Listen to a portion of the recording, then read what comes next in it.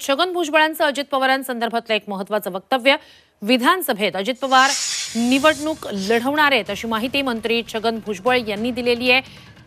ते ग्रुपचे कॅप्टन आहेत, ते मध्येच शस्त्र टाकू शकत नाहीत. त्यांनी केवळ गेल्या निवडणुकीची व्यथा मांडली आहे असं स्पष्टीकरण भुजबळांनी दिलेलं आहे.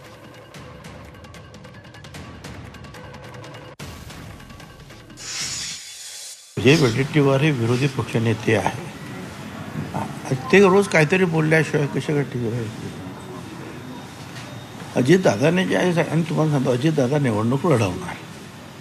काय शेवटी काय की ते हे आमच्या ग्रुपचे कॅप्टन आहेत, ते मध्येच काही शस्त्र टाकू शकतच नाहीत. परंतु त्यांची ती व्यथा जी आहे, मागच्या निवडणुकीमध्ये जे काही झालं ती व्यथा त्यांनी जे आहे लोकांसमोर मांडलेली आहे.